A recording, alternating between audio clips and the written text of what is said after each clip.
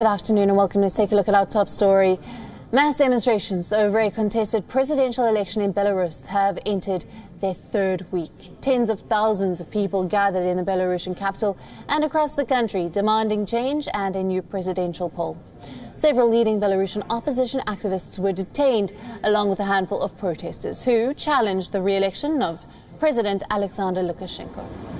This weekend saw tens of thousands of demonstrators marching to Lukashenko's residence, demanding the long-time leader step down.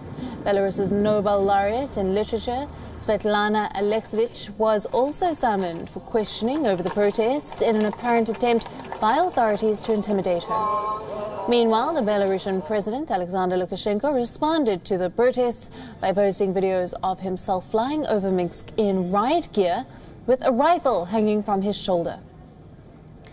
There were a series of bizarre videos in which the strongman leader inspected the city from a helicopter, wearing an all-black uniform and a bulletproof vest. On the other hand, Belarus opposition leader Svetlana Tikhanovskaya will meet U.S. Deputy Secretary of State Stephen Biegun in Lithuania as a part of efforts to defuse the crisis over disputed elections. The situation in Belarus has taken an international dimension, with EU sanctions and solidarity marches in the neighboring countries. Russia, Belarus's powerful ally, has warned European leaders against interference, while the Kremlin has said that it would intervene if necessary.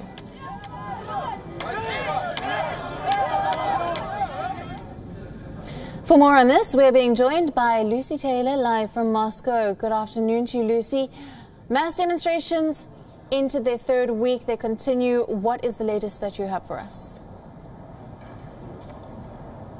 Yes, well, the demonstrations continued on Monday night, and on the same day, several high-profile members of the opposition were arrested. Two members of the Coordination Council, that's a body that was set up by opposition leaders in the last few weeks to try to negotiate a transfer of power from President Alexander Lukashenko, but he and his government described that as illegal and have launched a criminal investigation. Two high-profile members arrested on Monday. Another strike leader, Alexander Lavrinovich, also arrested by the Minsk wheeled tow truck factory. And as you mentioned, the Nobel laureate Svetlana Alexievich has been told that she will be called in for questioning. She is another high-profile figure on that council. It's a council made up of dozens of public figures, but she's been known to almost very rarely leave her house because of the risk of the coronavirus. So it's not absolutely clear what these people are being charged with, other than being members of the council, which they say is peaceful and which they want to try to enter into a dialogue with Alexander Lukashenko and the rest of his government. These protests continue. We know that Lukashenko spoke for the third time in 10 days to the Russian President Vladimir Putin, and he was told that Russia will provide the prototype coronavirus vaccine, which it's developing. Belarus will be the first country to be given, to be allowed to take part in those trials. But otherwise, it's not clear what concessions or what help and support the Kremlin has currently offered Alexander Lukashenko. It's putting the Kremlin, I think, in a fairly difficult position of how far to back this old ally. Very strong relationships between Lukashenko's administration and Vladimir Putin, but it does feel right now as though in Belarus, Lukashenko's power may be draining away. Absolutely. Continuing on that, of course, there is now an international dimension to this presidential election in Belarus, with the EU sanctions and solidarity marches in neighboring countries. And then, of course, as you've touched on, now the Kremlin saying that they will also get involved. What will this entail? Well, it remains to be seen what the Kremlin's support will be. That's exactly what I'm saying. There's a very difficult position between the Kremlin and Lukashenko.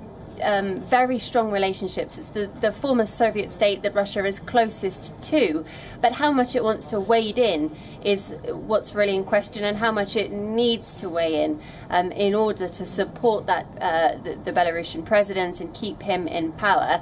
There are, on the other side, the European leaders trying to offer their support to this, what they see as a pro-democracy movement, the oppositionists and the protesters, but without starting something that could anger Moscow and inflame the situation even more.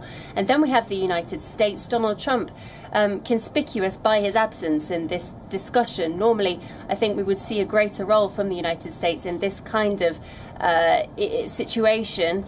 We have seen the visit from the Deputy Secretary of State, Stephen Biegun. He has met now the Belarusian opposition leader. He called her very impressive, and he's flying into Moscow to speak to members of the administration here today. But he said in those comments about the opposition leader, he said that the US was there to listen, to hear the thoughts of the Belarusian people, to see what they are doing. He didn't really mention action, and it's not clear at this point what action, if any, the United States would be prepared to take. Right, and just finally, what do we make of President Lukashenko's videos of him flying over the city in full riot gear and with a rifle hanging over his shoulder? Is he trying to display power where he's actually losing control of his power? It's a very clear image, isn't it, of somebody trying to project this image of being a strong man over the country, project an image of power at the time when it feels like it's slipping away from him.